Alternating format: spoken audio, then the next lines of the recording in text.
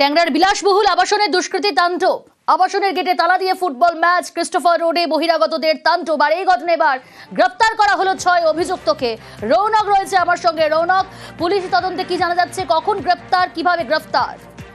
দেখো, একেবারে যে কিছু অভিযোগ দায়ের করেছিল আবাসিকরা, তার ভিত্তিতেই গতকাল থেকে অভিযান চালায় টাঙ্গা থানার পুলিশ। ইতিমধ্যেই ঘটনায় 6 জনকে গ্রেফতার করা হয়।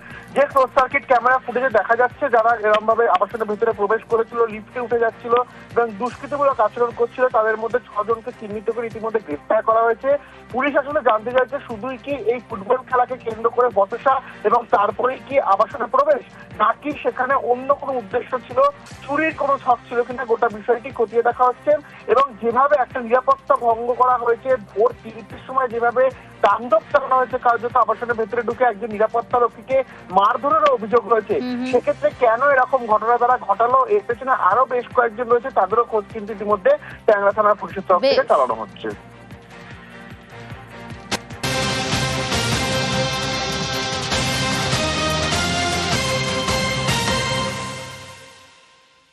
বাড়ি ভেঙে আশ্রয়হীন প্রৌঢ় দম্পতি। অতি বৃষ্টি আর তার জন্যই মাটির বাড়ি ভেঙে বিপত্তি। চন্দ্রকোনা 1 নম্বর ব্লকের মানিককুণ্ডুর ঘটনা। খোলা আকাশের নিচেই দিন কাটাতে হচ্ছে প্রৌঢ় দম্পতিকে। বাধ্য হয়ে আত্মীয়দের বাড়িতে আশ্রয় নিয়েছেন তারা। বাড়ি ভেঙে আশ্রয়হীন প্রৌঢ় দম্পতি, অতিবৃষ্টিতে মাটির বাড়ি ভেঙে বিপত্তি। চন্দ্রকোনা 1 নম্বর ব্লকের মানিককুণ্ডুর ঘটনা। খোলা আকাশের নিচে দিন কাটাতে হচ্ছিল প্রৌঢ় দম্পতিকে। বাধ্য হয়েই আত্মীয়দের বাড়িতে আশ্রয় নিয়েছেন এই মুহূর্তে তারা। আবেদন করেছেন রাজ্য সরকারের কাছে, কিন্তু রাজ্য সরকারের তরফ থেকে কি ব্যবস্থা নেওয়া হয়েছে আরো জানবো। সুকান্ত রয়েছে আমার সঙ্গে। সুকান্ত, দেখো প্রিয়াঙ্কা, এখনো পর্যন্ত আমরা ওই মানিককুণ্ডু গ্রাম পঞ্চায়েতের উপপ্রধানের সাথে যোগাযোগ করেছিলাম। তিনি বলেছেন যে ড্যামেজ হয়েছে, সেই রিপোর্ট কিন্তু পাঠিয়ে দেওয়া হয়েছে, ড্যামেজের টাকা আসলেই বাড়ি তৈরি করে দেওয়া হবে। কিন্তু আরো কতদিন, সেই নিয়ে কিন্তু প্রশ্ন করছেন ওই বৃদ্ধ দম্পতি। কারণ তাদের যে মাথা গুঁজার একমাত্র অবলম্বন মাটির বাড়ি, সেই বাড়ি কিন্তু অতিবৃষ্টির কারণে ভেঙে গিয়েছে।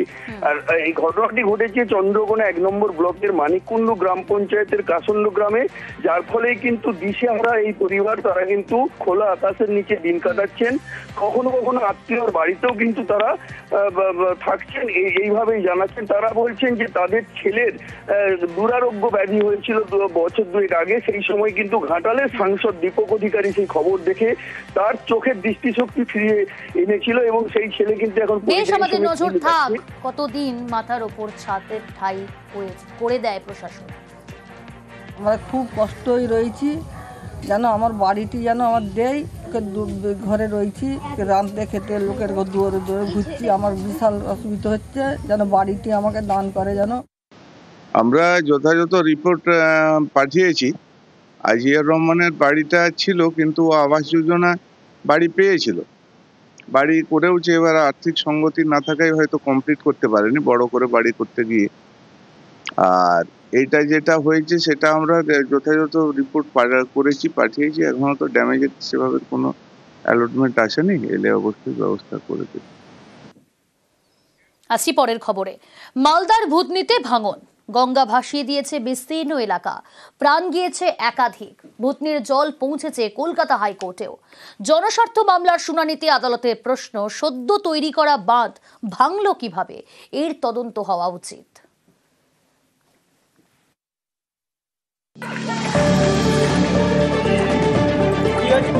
জলে জল, রাস্তায় চলছে ডিঙি। এটা মালদার মানিকচকের ভূতনি। ফুসছে গঙ্গা, হুলহার। বাঁধ ভেঙে ভাসিয়ে দিয়েছে বিস্তীর্ণ এলাকা। উত্তর চণ্ডীপুর, দক্ষিণ চণ্ডীপুর, হীরানন্দপুরের বাসিন্দারা চরম বিপাকে। 13ই অগস্ট প্রথমবার ভূতনিতে নদী বাঁধ ভাঙে। তারপর গত সোমবার ফের ভাঙন, বিস্তীর্ণ এলাকা প্লাবিত, প্রাণ গিয়েছে একাধিক। মানে খাট থেকে নিচে পড়লো, তো জল হয়ে গেছে কি বন্যার ঘরের ভিতরে? তো ওই জলে কি ডুবে গেছিল? কি হয়েছিল? ওই জলে ডুবে গেছে। কত মাসের বাচ্চা ছিল? 1.5 বছর।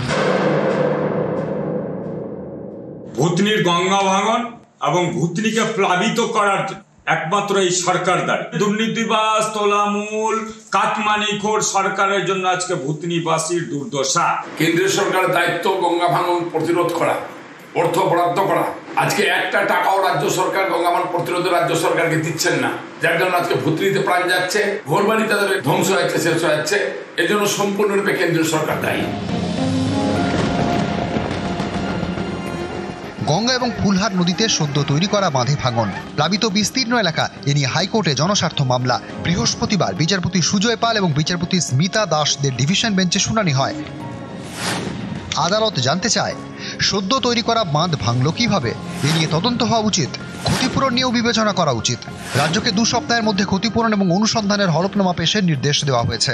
রাজ্যের অ্যাডভোকেট জেনারেল কিশোর দত্ত জানান, 4329 জনকে নিরাপদ জায়গায় সরানো হয়েছে, পর্যাপ্ত চিকিৎসার ব্যবস্থা করা হয়েছে, আলোর ব্যবস্থাও করেছে প্রশাসন, নৌকা এবং স্পিড বোটে নজরদারি চলছে। দুর্গাপুজোর পরে ফের এই মামলার শুনানি। নিউজ 18 বাংলা। বকেয়া বেতন বোনাসের দাবিতে বিক্ষোভ, বীরপাড়ার হান্টাপাড়া চা বাগানের শ্রমিক অসন্তোষ। এখনো 5টি বেতন বকেয়ার অভিযোগ, সরকারের নির্দেশের পরও বোনাস না দেওয়ার অভিযোগ। প্রতিবাদে বাগানের গেটে মিটিং, বিক্ষোভ। শ্রমিকদের পাশে থাকার বার্তা তৃণমূল শ্রমিক সংগঠনের।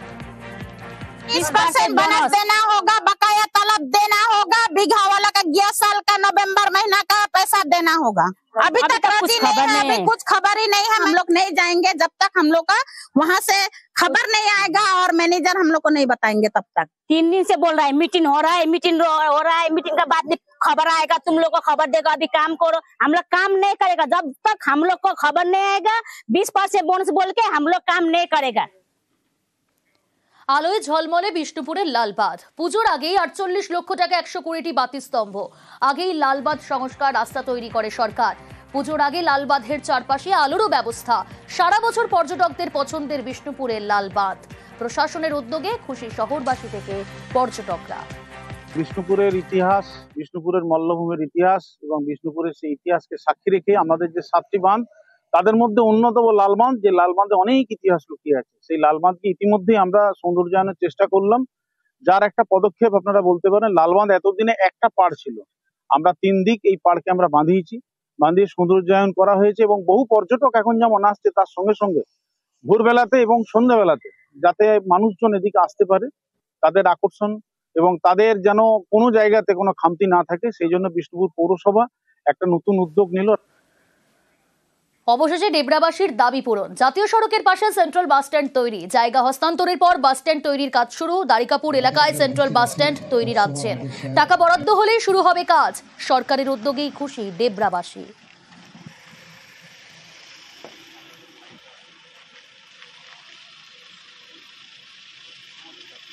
আমরা জায়গাটা ফিক্স আপ করতে পারি। প্রথম ভেবেছিলাম বালিচকে হবে, তারপর ডেবরা থেকে বালিচক যাওয়ার রাস্তায় হবে। 2-3টে জায়গা দেখার পর যখন জায়গাগুলো পাচ্ছিলাম না, আমাদের দেখলাম যে এই জায়গাটাকে চোখ পড়লো। তো এইটা তো পিডব্লিউডি জায়গায় ছাড়তে রাজি ছিল না, বিভিন্ন জায়গায় পার্সু করে জায়গাটাকে রাজি করিয়ে 1.5 একর জায়গা বাস স্ট্যান্ডের জন্য, 0.82 একর জায়গা ফায়ার ব্রিগেডের জন্য আমরা অ্যালট করি।